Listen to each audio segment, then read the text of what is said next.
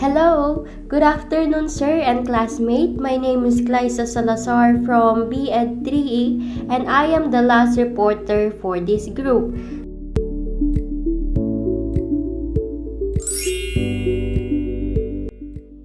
So today, we will discuss the Assure Instructional Design Model. So let's begin. According to Smaldino, Lothar, and Russell in 2008, the Assure model is an instructional system or guidelines that the teacher can use to develop lesson plans which integrate the use of technology and media. The Assure model places the focus on the learner and the overall outcomes of accomplishing learning objectives. This Assure model is an enriched evolution of the ADDIS general model.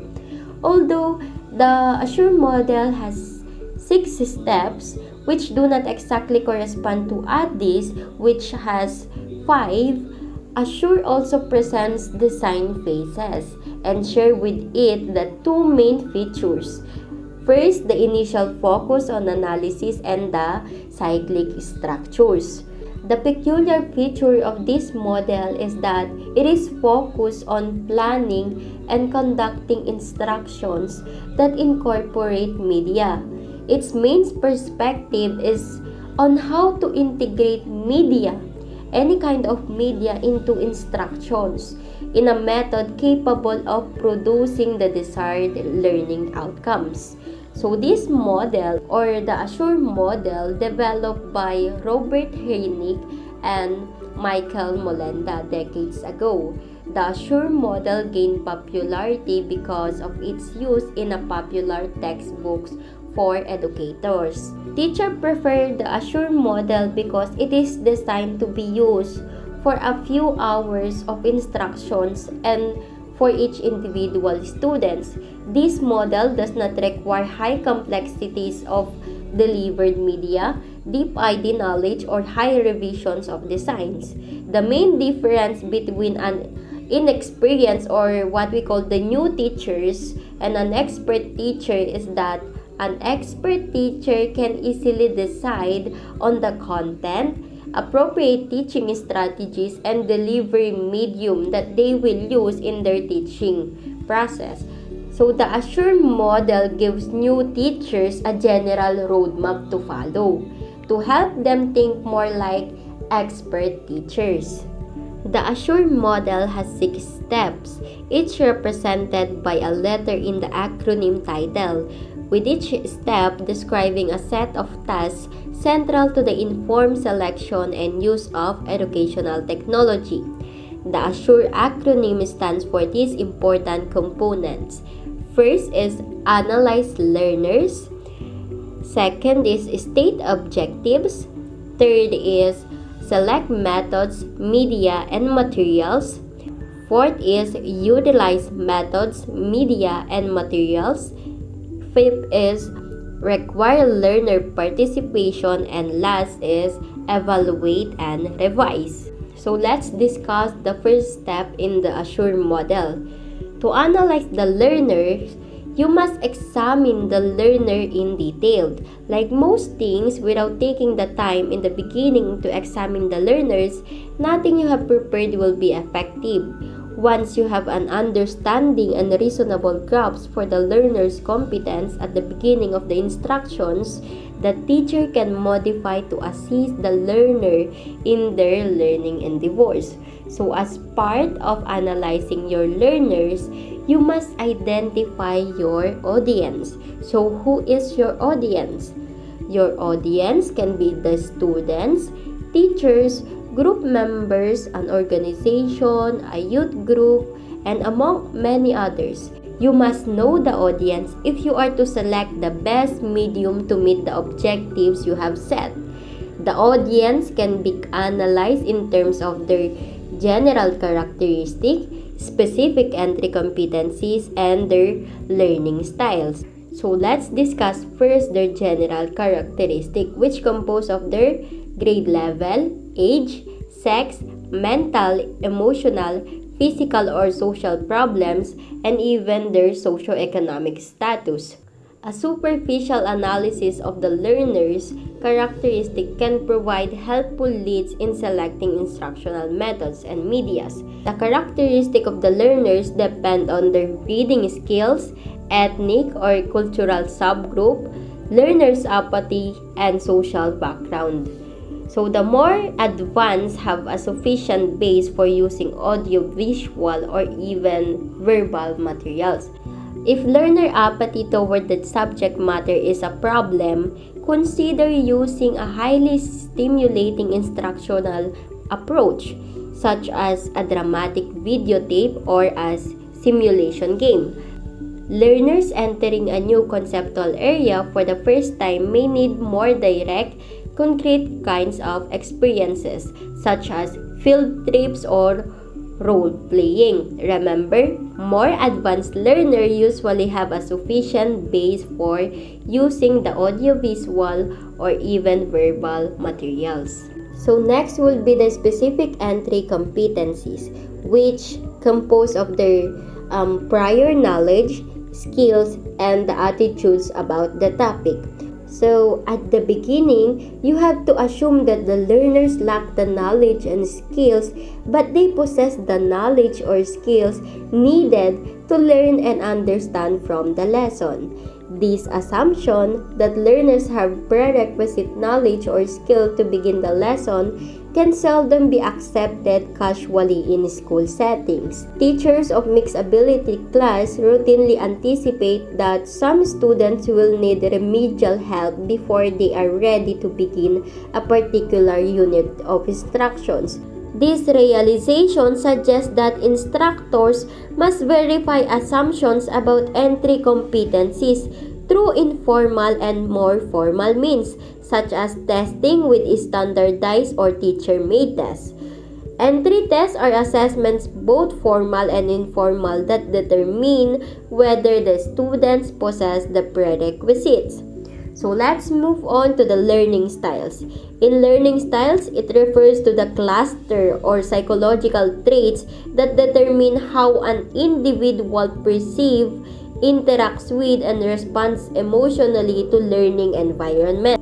Gardner was dissatisfied with the concept of IQ and its unitary view of intelligence, so he identified 8 aspects of intelligence. First, we have the verbal linguistic, focus on the language, the logical mathematics, visual spatials, naturalist, musical or rhythmic, bodily kinesthetics, interpersonal, which focus on the ability to understand other people, and intrapersonal, which ability to understand oneself.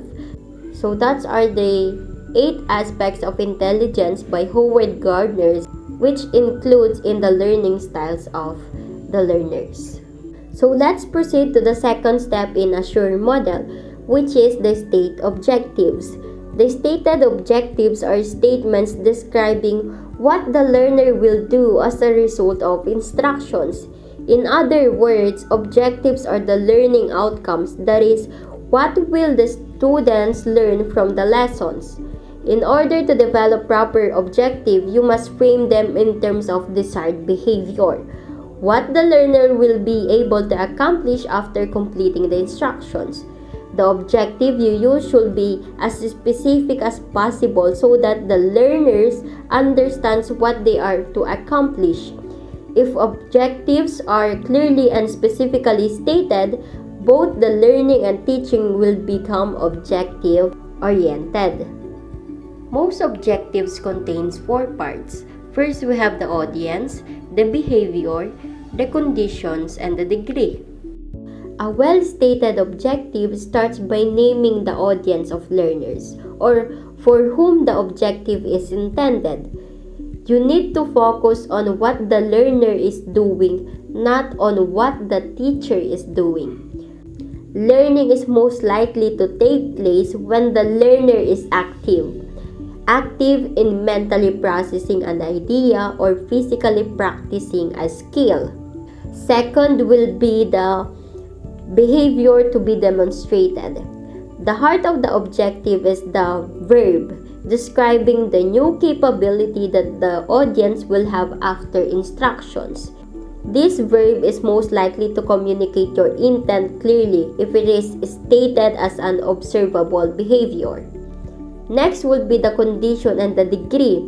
In condition, it is on how and what circumstances and objectives is to be observed, or if such conditions are relevant.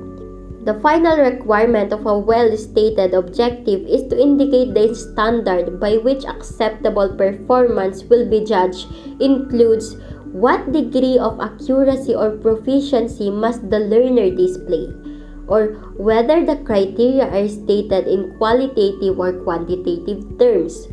So I will give you a basic example of an objective which includes the audience, the behavior and the condition, and last, the degree.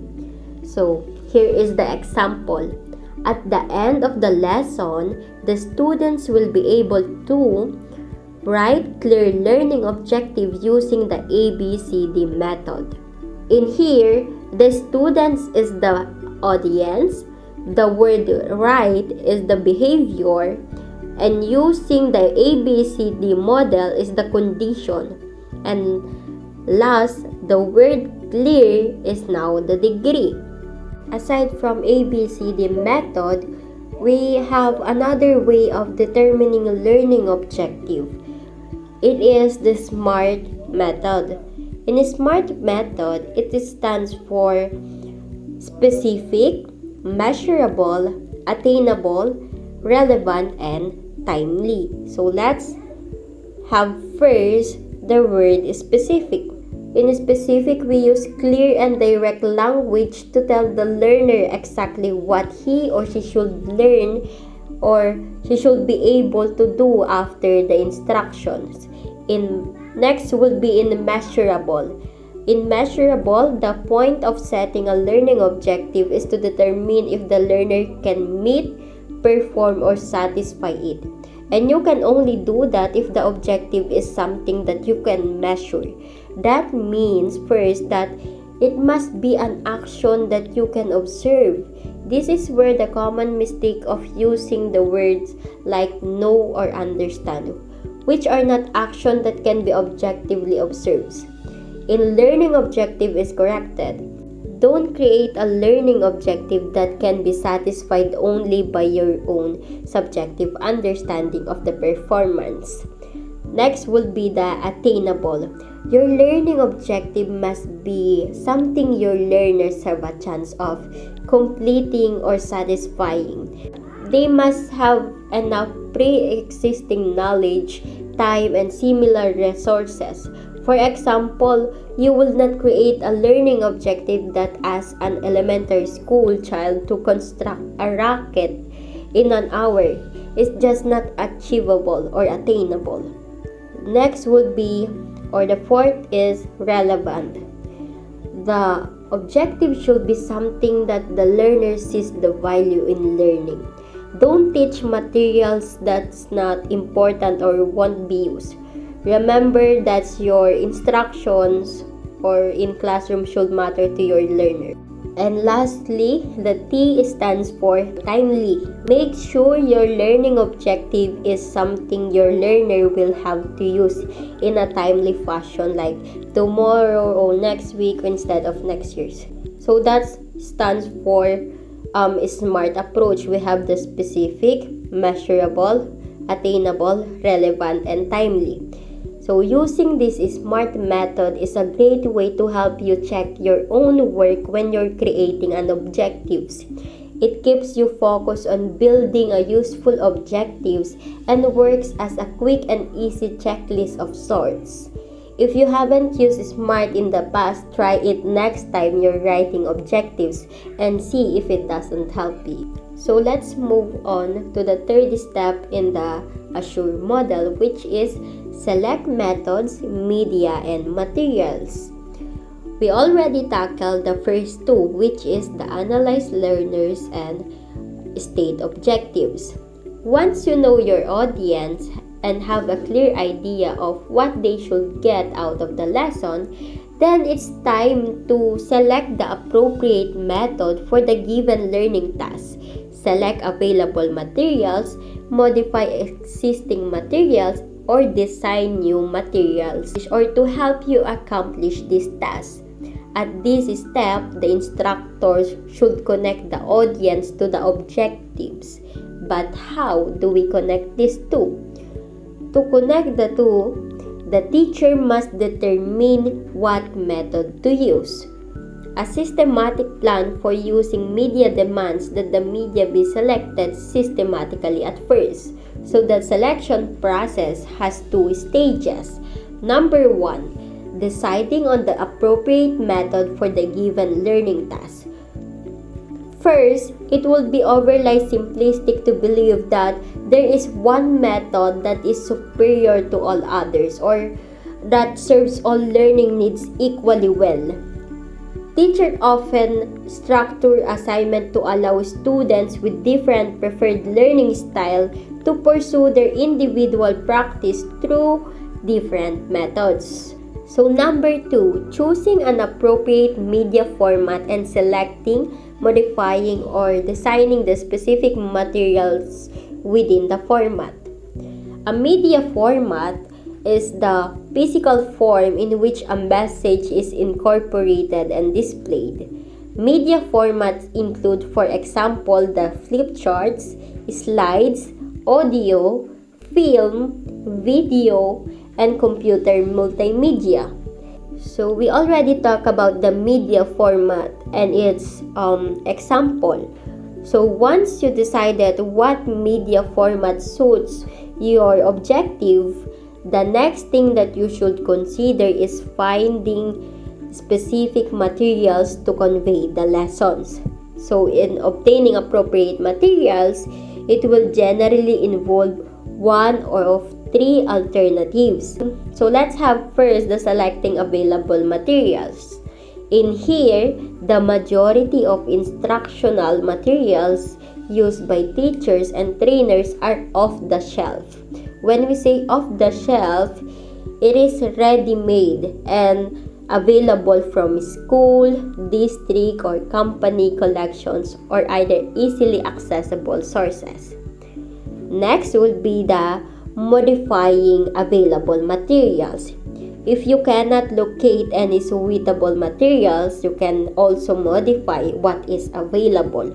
This can be both challenging and creative. The third one is designing new materials. If there is no available instructional materials, you can design a new materials. So the selecting available materials, modifying available materials, and designing new materials is the 3 alternatives in obtaining appropriate materials that you will be used in your teaching. The next step after you select your methods, media, and materials is to utilize it. The utilize methods, media, and materials step is where you develop your plan for implementing your media and materials. For each type of media or materials, the teacher selects and describes in how they are going to implement the media into your lesson to help your learners meet the lesson's objectives. The media, materials, and technology selected should be focused on carrying out the selected method. If you decide to use electronic equipment, be sure to use it before, even practice if you have to ensure that the equipment is functioning properly. In the same regard, it is also important to practice the lesson itself before introducing it to the learner. Next, prepare the room, the necessary equipment and facilities. It may be obvious, but both the learner and teacher should be prepared for the learning experience. To get the maximum learning impact from your presentation, you must follow certain utilization procedure. Number 1, preview the materials. No instructional materials should be used blind.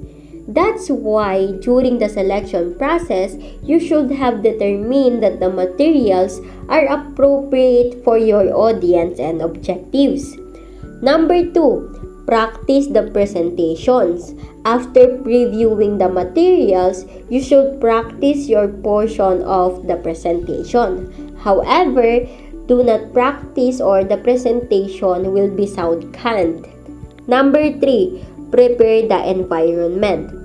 Wherever the presentation is to take place, even if it is in classroom, auditorium, meeting room, or whatever, the facilities will have to be put in order.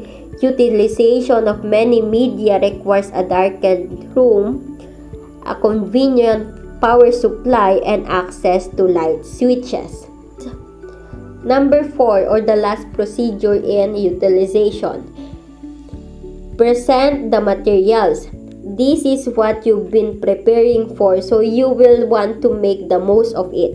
Our term for this is showmanship. Instructors should be able to direct attention in the classroom. So that will be the utilization procedures in utilize methods, media, and materials step in the Assure model. The second to the last step on this Assure model is require learner participation. In this step, it requires you to describe how you are going to get each learner actively and individually involved in the lesson. Students learn best when they are actively involved in the learning experience. Whatever your teaching strategies, be sure to incorporate questions and answers, discussions, group work, hands-on activity, and other ways of getting students actively involved in the learning of the content. You should seek to pay close attention to your learners and feel confident that they are truly grasping the content and not just listening. So participating in the learning will facilitate this level of understanding. Allow them to construct knowledge as opposed to trying to teach them knowledge. So finally, for this step, feedback must be provided to the learner before any type of evaluation is conducted. So the fifth step in the Assure model is to provide opportunities for learners to practice the capability being taught.